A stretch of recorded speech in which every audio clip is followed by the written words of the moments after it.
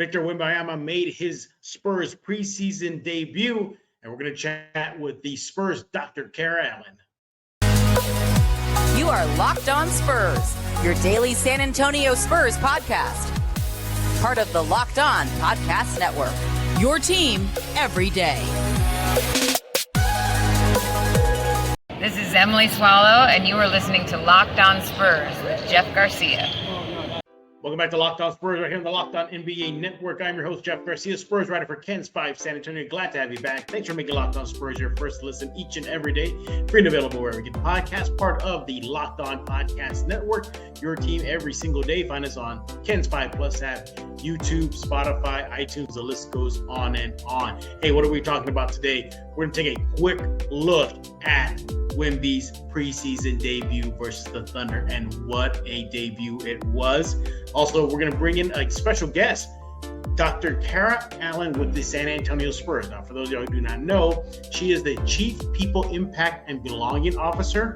I had a chance to catch up with her a week ago, and she's going to explain why the Spurs are so involved in the San Antonio community, how it's impacting her, and just the community impact overall.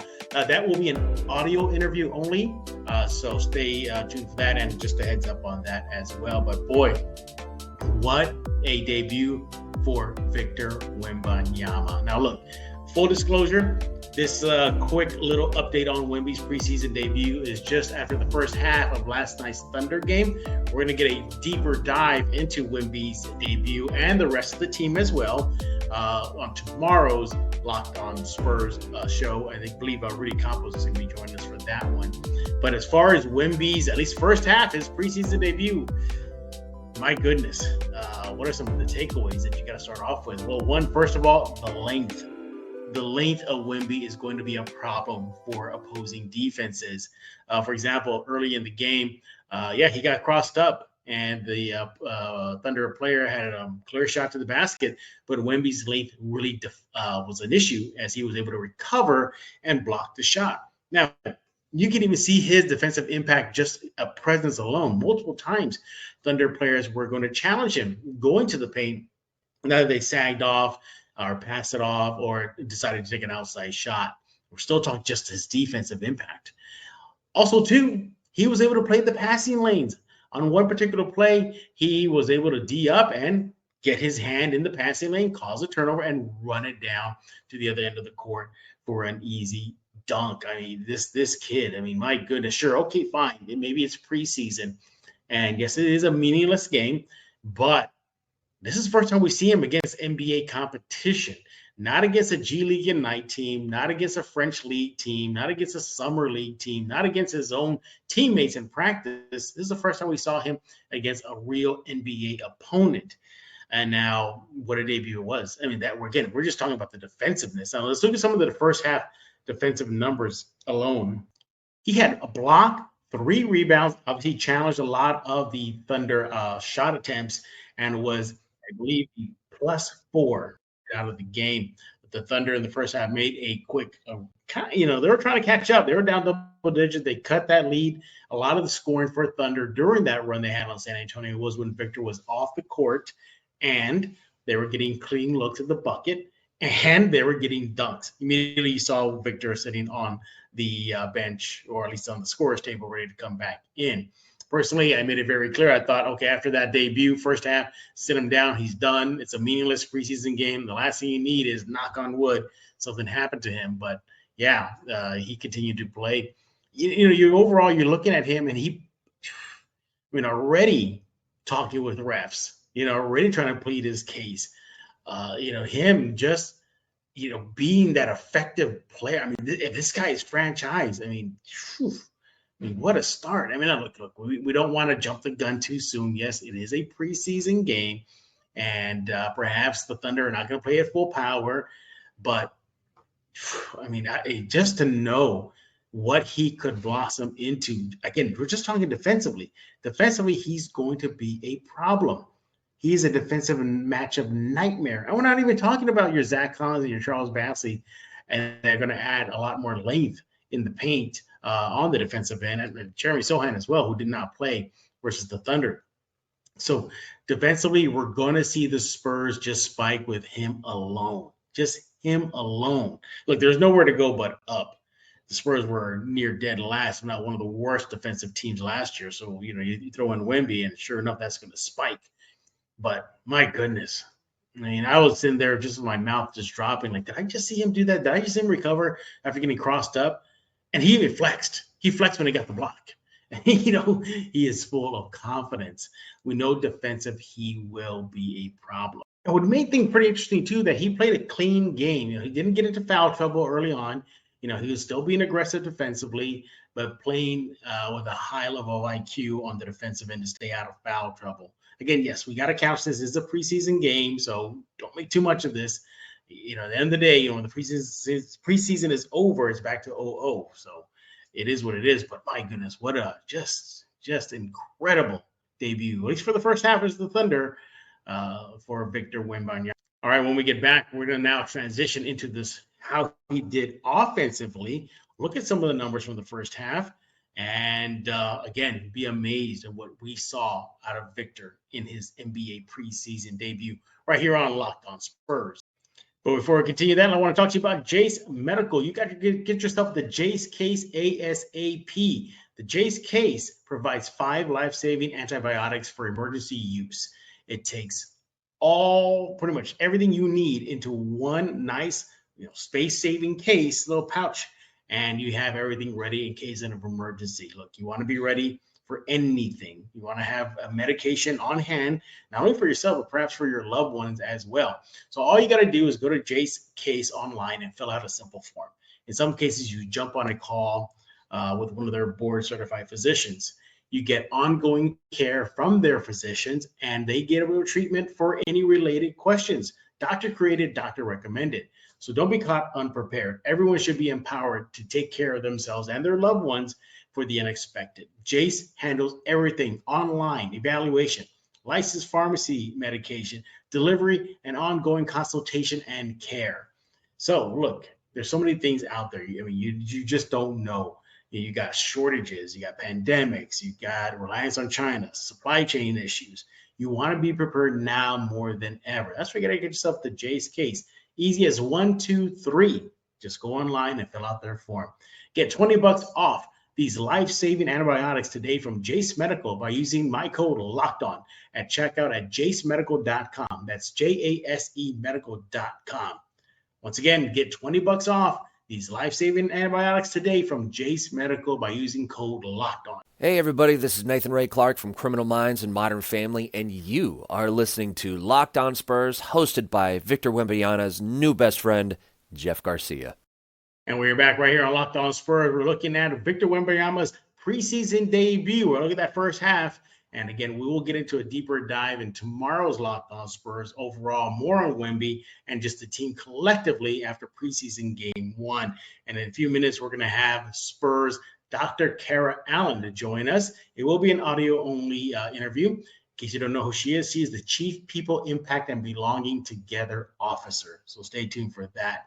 But yeah, Victor, we talked about defensively what we saw, the length, the recovery, the ability just to create chaos in the paint, his presence alone. And then we saw what happened with him when he exited and how the Thunder were able to attack the rim. And his presence was definitely missed defensively. Now, offensively, for the first half, 7 for 9 from the field. Now, majority of those 7 shots made were at the rim, but that's going to be his bread and butter. There's nobody that can stop him offensively if the ball is lobbed up high enough. Nobody can jump high enough. His wingspan alone was able to grab the ball from a high toss-in point. And he was able to be effective under the basket. The dunks, the moves, the assists. I mean, his court vision, I don't think that gets enough attention. He was able to find open guys for a quick, underneath pass. So you'd love to see that as well. And we kind of understand that he's going to do his damage in the paint. There's really not many NBA players that can challenge him. Maybe Chet, we'll see how Joel Embiid plays him. We'll see how Joker plays him. But outside of those few people, not many can challenge him under the paint. So hopefully the Spurs will beat him. Perhaps the return of 4 down, maybe that might be effective. But you look at his ability to stretch the floor. he nailed 2 3-pointers. Now, one was at the 3-point line, but one was kind of several feet away from it, and he was a knock it down. Clean looks. I mean, he could just jump, and nobody's going to be bothering his eyesight, his line of sight there, his shot sight. He was just able to knock it down. And you look at what he can become, offensively, in the paint, out of the three. There's a reason why they call him an alien. I mean, look what he's done. There were several Spurs fans on social media last night just amazed. They were using, the cigar gifs, like, yeah, we're good. We got him in tow. So the Spurs are going to do well by him. Overall, you like what you're seeing so far, and you try not to, knee jerk. You don't want to do that. You want to keep it cool. You want to look at, okay, this was one game. Let's see how he rebounds. So I think that's going to be the next test for him, how he's going to rebound in the next preseason game as he gets more NBA experience out of him. And you look at just overall, sure, he found open guys. And, maybe I think he found one guy, and Blake Wesley, he kind of flubbed the layup. But the fact that he's able to share that offensive well, it's not just him, black hole. That's it. He was looking for his other guys on the court. He was trying to find them, and he was there. He's also, just being, as much as he is a disruptor on defense, he was being a disruptor on offense. You saw him shoot over guys. You saw him accept that challenge offensively to go against a defensive guy like Chet Holmgren and try to stop him. And he passed with flying colors. Now, were there some issues? Sure. He had 4 turnovers, at least into 3 quarters. But you almost want to forgive that because it is preseason game 1. There's still chemistry issues to be sorted out. You look at Trey Jones. He had 3 turnovers, at least into the 3rd period. Again, we're going to go into a deeper dive of this preseason game of tomorrow's Locked On Spurs. But look, the chemistry will come. I'm pretty sure the turnovers are cut down. He's going to get used to his teammates and vice versa, get used to the NBA game, get used to the play calls, all that good stuff. But offensively, flying colors. Defensively, pass with flying colors. Wow. Are you excited just as I am? You want to be a little realist. Don't knee jerk, but what a debut for Victor Wembanyama. It is just, let's just say that light at the end of the tunnel of this rebuild, because I still think they're still in the rebuild. It's getting brighter by the minute. Wait till we're in, the All-Star break. What is he going to look like now? This is just a preseason game. What does he look like on offensive and defensive towards the All-Star break? When he gets it, he added at least 20 pounds to his frame, so he's getting stronger. His basketball NBA IQ is going to get stronger as well, with a good half season under his belt. Woo, the sky's the limit for Victor Wembanyama. There's a reason why they call him an alien. Looks like the sky, maybe not the sky anymore. Maybe it's just outer space. Outside of the Milky Way galaxy is his limit. So we will see what he will become. Again, tomorrow's Locked On Spurs, deeper dive into preseason game 1 with Rudy Campos. But up next, we have Dr. Kara Allen. Now, again, she is the Chief Impact and Belonging Officer for your San Antonio Spurs. I got a chance to catch up with her during a ribbon-cutting ceremony for a reopening of Acme Park in San Antonio.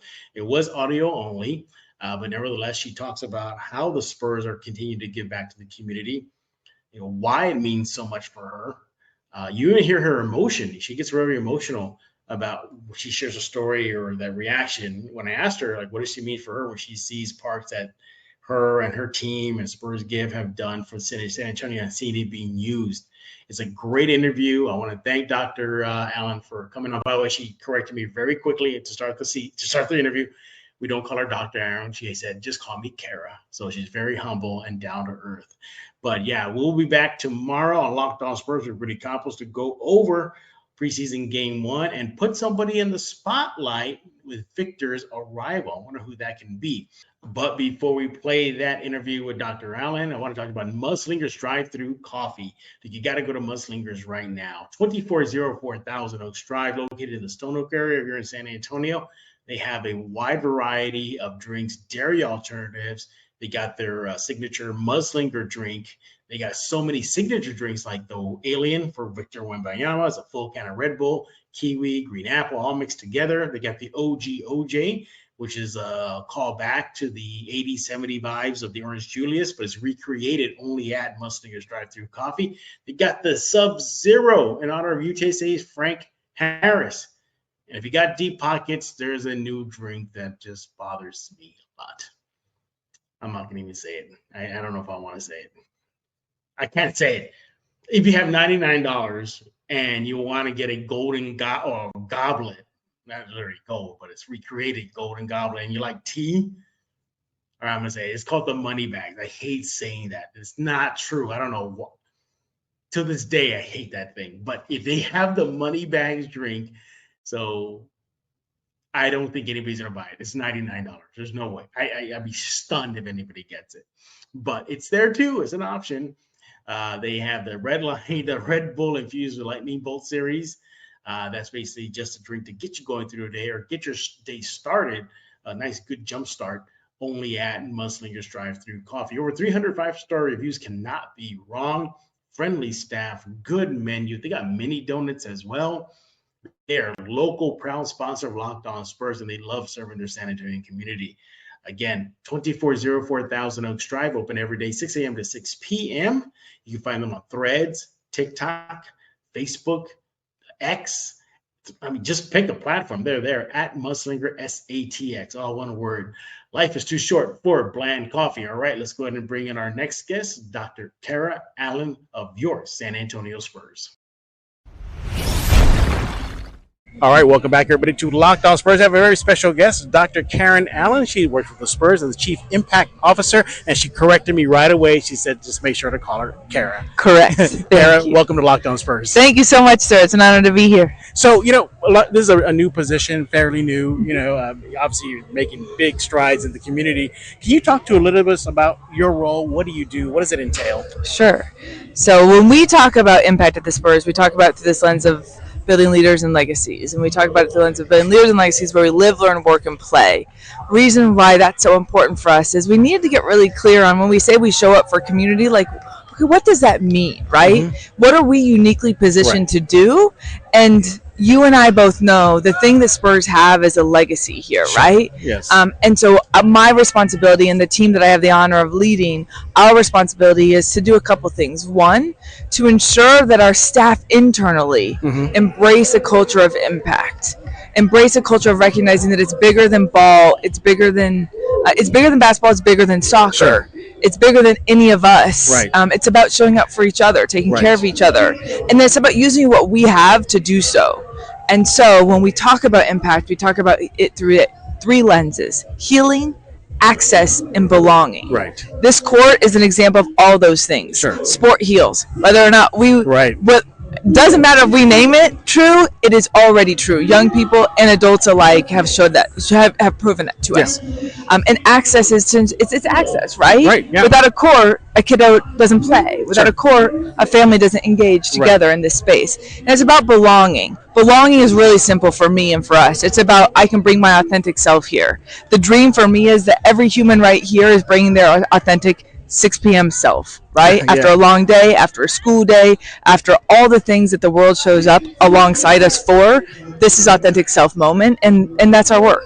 During the ribbon cutting ceremony to reopen Acme Park there, one of the spokespersons said, hey, it's great to just hear the community alive. Yeah. She highlighted the music. She highlighted the noise, the activity. In other words, that family feel. And that's what it feels like, at least at this event for the Acme reopening park. What went into this project? How did it all come about? What has been the community reaction? Sure, a couple things. One, I'll say, that's it. The thing you just named, almost the unnameable, the thing you feel and the thing you hear. That's what sport does, right? If you go to the arena, if you go to a basketball court, if it's that alive, that brings people together. It brings people together who oftentimes don't come together or might not come together under any other framework. So the opportunity to create that space, one, is core.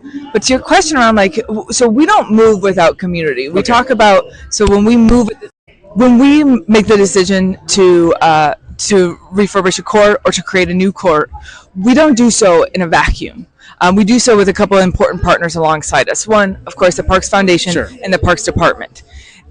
In addition to that, it's community. It's community telling us what they need. And so we have folks internally and across small communities all around San Antonio and beyond that are telling us this is what we need. This is a gap in the services that we can help provide. Right.